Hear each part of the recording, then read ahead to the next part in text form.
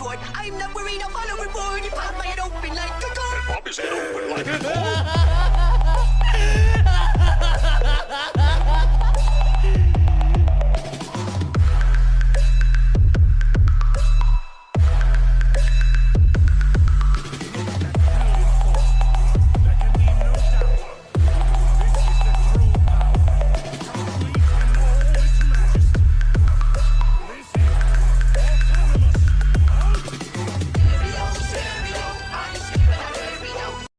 तो guys I know कि video काफ़ी ज़्यादा डिले हो रही है। Sorry for that. तुम्हें इन फ्यूचर कंसिस्टेंटली वीडियो देखने को मिल जाएगी। बस अभी के लिए थोड़ा सा प्रॉब्लम है। इस एपिसोड के स्टार्टिंग में हम देखते हैं गोकू को। गोकू मल्टीवर्स की तरफ काफ़ी ज़्यादा तेज़ी से बढ़ रहा था कि एकदम से उसे कुछ काफ़ी ज़्यादा अजीब स्मेल होने लग जाता है, जैसे कि ब्लड हो। और यहाँ पर ब्लड की स्मेल ये इतनी बड़ी प्रॉब्लम नहीं थी, उसे काफ़ी सारी एनर्जी की मल्टीवर्स की तरफ आती सेंस हो रही थी। फिर जब गोकू मल्टीवर्स पहुंचता है तब वो देख पाता है कि काफ़ी सारे बींग्स मल्टीवर्स की तरफ बढ़ रहे थे एक बड़ी आर्मी को लेकर। मे बी ये मल्टीवर्स को पूरी तरीके से कब्जा करने के लिए ये चीज़ कर रहे हो। गोकू इस पॉइंट पर समझ जाता है कि ये सब क्यों हो रहा है। यहाँ पर ग्रैंड प्रीस्ट मतलब कि ग्रैंड मिनिस्टर और ओमनी किंग प्रेजेंट नहीं हैं। जब तक वो प्रेजेंट नहीं होते तब तक दूसरे किंगडम्स मल्टीवर्स को अपना बनाने की कोशिश करते रहेंगे। फिर सीन शिफ्ट होता है, हम देखते हैं सारे ही एंजल्स को। एंजल्स इस पॉइंट पर एक दूसरे से बात कर रहे थे कि वो इस खतरे से कैसे निपट सकते हैं, बट यहाँ पर कोई भी चांस नहीं था। और जब उन्हें पता चलता है कि गोकू मल्टीवर्स में आ गया है तब उन्हें ज़रा होप देखने को मिल जाती है, पर नहीं, वो अभी भी पूरी तरीके से फ्री नहीं होते, क्योंकि गोकू अकेला इतनी बड़े आर्मी को तो नहीं हैंडल कर सकता।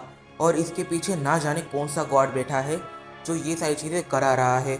मे बी गोकू उससे हार सकता है, ये सोचकर सारे एंजल्स काफ़ी ज़्यादा परेशान हो जाते हैं। इस पॉइंट पर मल्टीवर्स में काफ़ी सारी प्रॉब्लम्स थी और गोकू अपने यूनिवर्स 7 चले जाता है।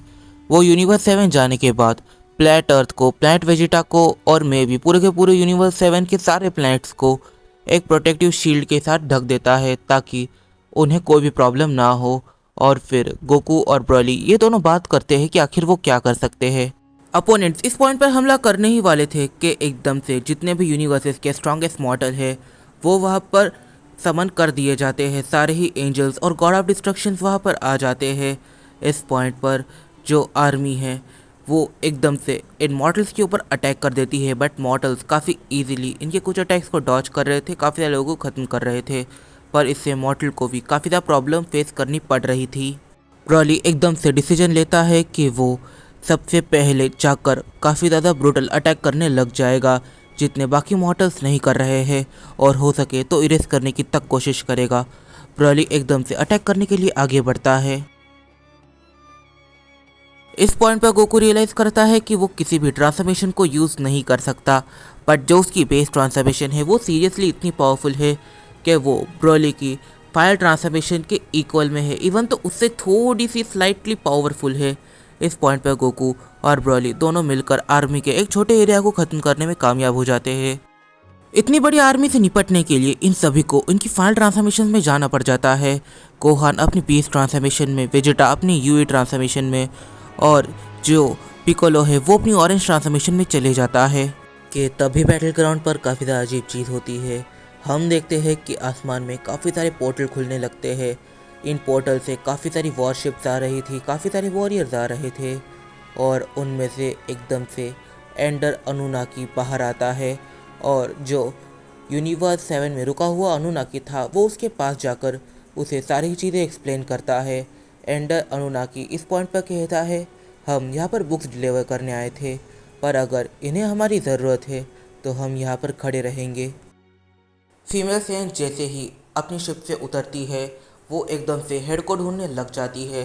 जैसे ही वो हेड को ढूंढ लेती है वो सबसे पहले ज़ाइकॉर से कम्युनिकेट करने की कोशिश करती है और उसे हेड की लोकेशन बताती है। वो कहती है कि जितना जल्दी वो हेड को मारेंगे ये टीम उतनी ज़्यादा वीक होती जाएगी, और इस पॉइंट पर वो एकदम से हेड के ऊपर अटैक करने के लिए आगे बढ़ती है। जैसे ही हेड फीमेल सेन को देखता है वो फीमेल सेन के ऊपर अटैक कर देता है, बट जो फीमेल सेन है उसे इस पॉइंट पर कोई भी फ़र्क नहीं पड़ता, और वो उसके अटैक्स को डॉज करती है कि तभी वो एकदम से अपने मैजिक को यूज़ करना स्टार्ट कर देती है। अब हेड के पास एक वेपन था तो वो उस वेपन के मटेरियल को ही चेंज कर देती है। मतलब अब वो किसी को काट नहीं सकता, वो इतना ज़्यादा वीक बन चुका है। और यही नहीं, वो उसके आर्मर को कंप्रेस करने लग जाती है और इससे हेड को काफ़ी ज़्यादा बुरा दर्द हो रहा था कि तभी वो एक ऐसा डिवाइस एक्टिवेट कर देता है जिससे कि एनिमीज तो मरेंगे पर साथ ही उसके लोग भी मरेंगे। इस अटैक की वजह से फीमेल सेन काफ़ी ज़्यादा बुरा घायल होती है और जो ज़ाइकॉर है वो इस चीज़ को देखकर भड़क पड़ता है और वो एकदम से हेड के ऊपर अटैक करने के लिए आगे बढ़ता है। In terms of physical strength ज़ाइकॉर फीमेल सेन से काफ़ी ज़्यादा स्ट्रॉन्ग है और यहाँ पर हेड थोड़ा सा स्ट्रगल कर रहा था बट वो इतना ज़्यादा भी नहीं था कि तभी यहाँ पर ज़ाइकॉर भी पूरी तरीके से डैमेज होकर एक जगह पर बैठ जाता है। फिर हेड ज़ाइकॉर के ऊपर एक ऐसा अटैक करता है जिस अटैक की वजह से जो ज़ाइकॉर है वो कुछ सेकेंड्स के लिए जिससे मर ही जाता है। उसके दिल ने काम करना बंद कर दिया था, उसकी एनर्जी की किसी को भी सेंस नहीं हो रही थी और इस पॉइंट तक किंग को ऐसा लग रहा था कि उसने फीमेल सेन और ज़ाइकॉर इन दोनों की ही जान ले ली है। गोकू का रिलेशन ज़ाइकॉर के साथ कुछ ज़्यादा भी अच्छा नहीं था बट एक फैक्ट था कि ज़ाइकॉर उसका ही बेटा था। इस चीज़ को देखकर गोकू को काफ़ी ज़्यादा बुरा लगता है कि वो इतना बुरा डैमेज हो गया है बट जब उसे एनर्जी की सेंस होना बंद हो जाती है तब वो सीरियसली पूरी तरीके से पागल हो जाता है और अब कुछ ऐसा होने वाला था जिसे किसी ने भी एक्सपेक्ट नहीं किया था। इस पॉइंट पे गोकू एकदम से काफ़ी ज़ोर से चीखने लगता है। उसकी मेंटल स्टेट अब बिल्कुल भी ठीक नहीं है, उसके इमोशंस काफ़ी बुरे हर्ट हुए हैं। जिस लैंड के ऊपर वो बैटल कर रहे हैं वो लैंड पूरी तरीके से शेक करने लग जाता है।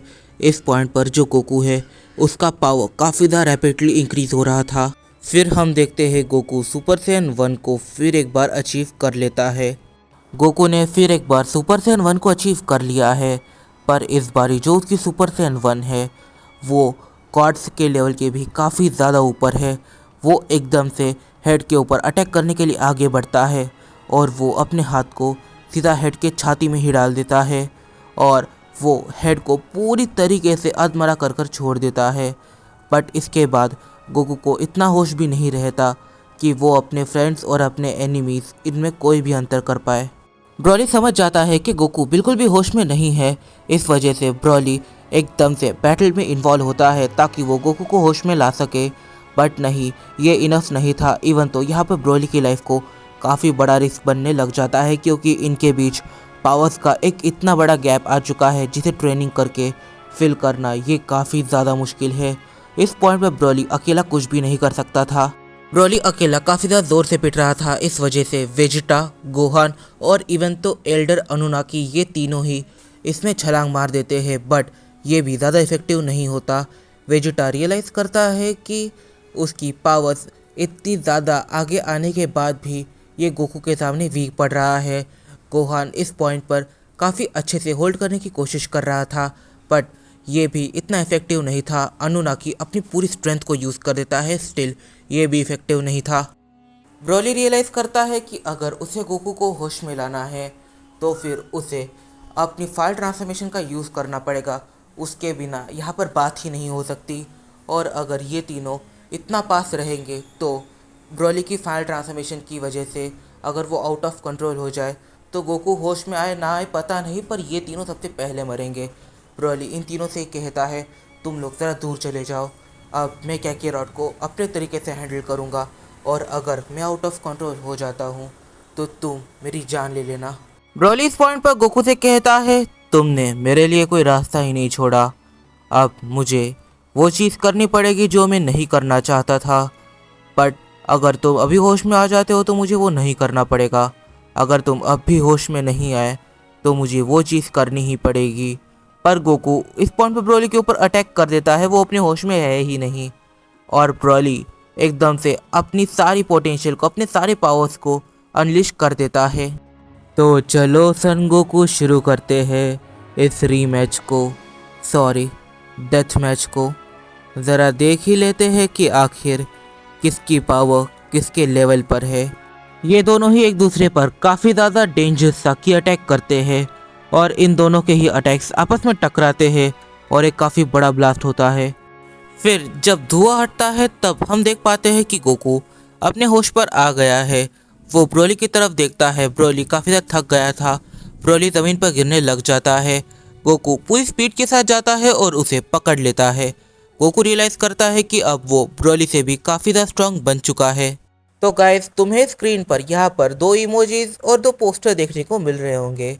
यहाँ पर ड्रैगन बॉल सुपर का जो इमोजी है वो है स्केलेटन और ड्रैगन बॉल AF का है डीमन। तो यहाँ पर तुम्हें ये जो इमोजीज देखने को मिल रहे हैं, तुम्हें ट्रांसफॉर्मेशन के मामले में कौन सी सीरीज़ अच्छी लगती है, ये तुम नीचे कमेंट करोगे इन इमोजीज की मदद से।